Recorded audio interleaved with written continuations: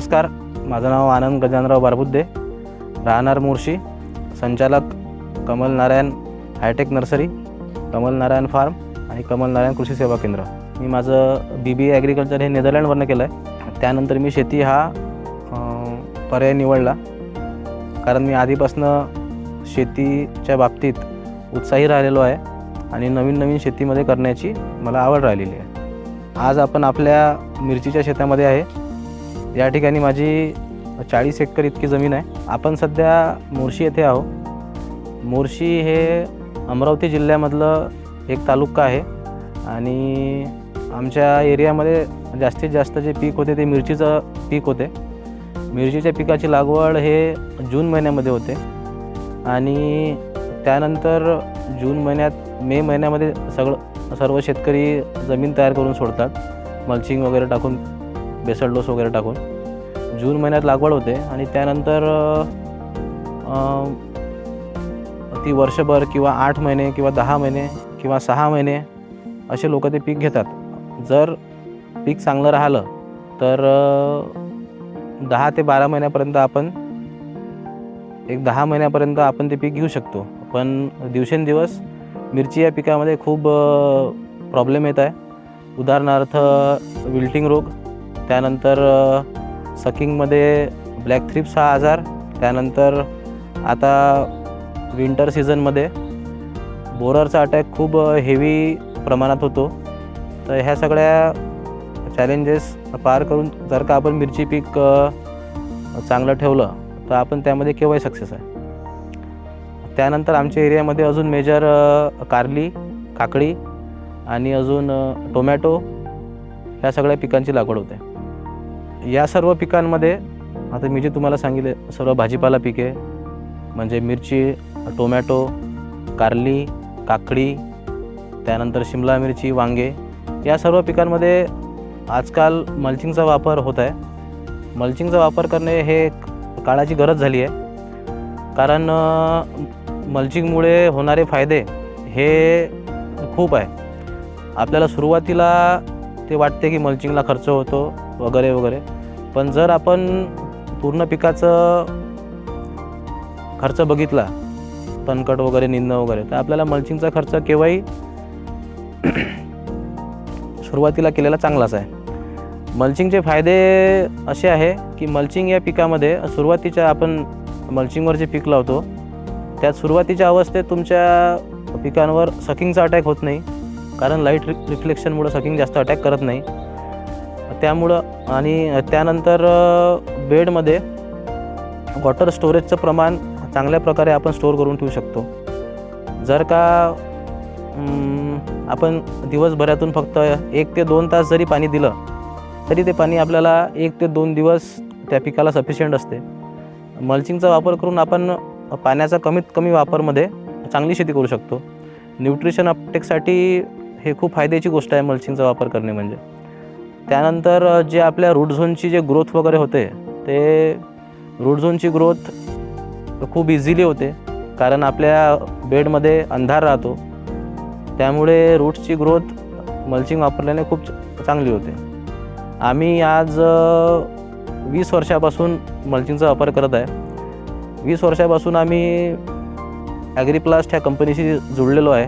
ॲग्रीप्लास्टची mulching वापरण्यामागचं main कारण असं आहे की ॲग्रीप्लास्टची मल्चिंग एक ॲग्रीप्लास्ट नाव एक ब्रँडेड असं नाव आहे. आपण त्या नावावर एक विश्वास ठेवू शकतो. आजकाल मार्केटमध्ये 25 मायक्रॉनच्या नावाखाली 21 मायक्रॉन पण शेतकऱ्यांना मिळत नाही.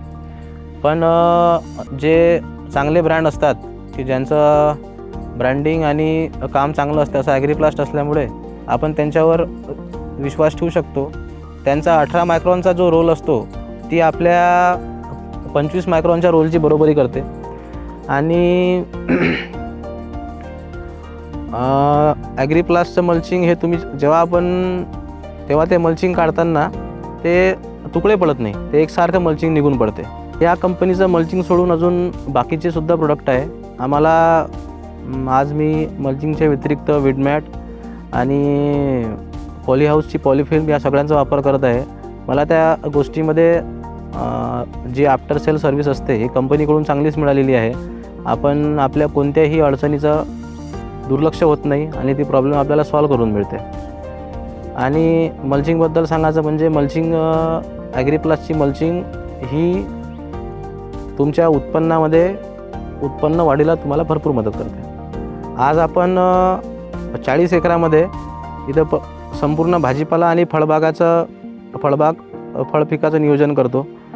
त्यामध्ये आपण कारली, काकडी, मिरची, वांगी, त्यानंतर टरबूज, त्यानंतर टोमॅटो आणि लौकी अशा निरनिराळ्या जवळपास सगळ्याच पिकांचं आपण इथे उत्पन्न घेतो.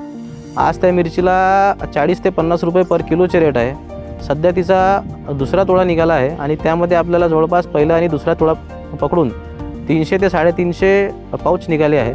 एक पाऊच आहे 10 किलोचा आणि आता याच्यासमोर ते प्रमाण वाढणारच आहे. आपण या पिकाचा विचार करता आपल्याला सरासरी 25 रुपये जरी त्या पिकामध्ये रेट भेटले तरी ते एकरामागं आपल्याला 1.5 लाख रुपयाचं उत्पन्न करून देऊ शकते.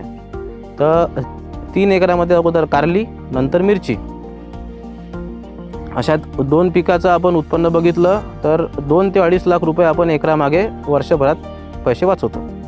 आज कुठलंही भाजीपाला पीक पकडा, सगळ्यात महत्त्वाचा आणि सुरुवातीचा विषय म्हणजे हा नर्सरी हा असतो.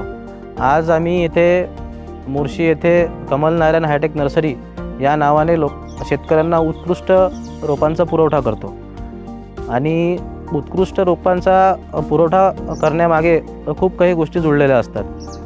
त्यामध्ये एक सशक्त असे असलेले पॉलीहाऊस की जे सगळे ऊन, वादळी वारे, पाऊस हे सगळं सहन करेल.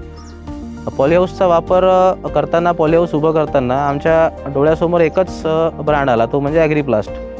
कारण आज पॉलीहाऊसची मल्चिंग असो, पॉलीहाऊसची प्लास्टिक फिल्म असो किंवा पॉलीहाऊसमध्ये वापरणारी विटमॅट असो, आपण ॲग्रीप्लास्ट या ब्रँडवर विश्वास ठेवून आपल्या रोपांची चांगली निर्मिती करू शकतो. आजच्या काळात शेती हा विषय खूप कठीण झाला आहे असे बरेचसे लोकांचा संकल्प आहे. पण आज अशाही वेळात आमच्यासारख्या तरुण पिढीने जर का शेतीमध्ये इंटरेस्ट घेतला आणि जमिनीवर विश्वास ठेवला, जमिनीची काळजी घेतली,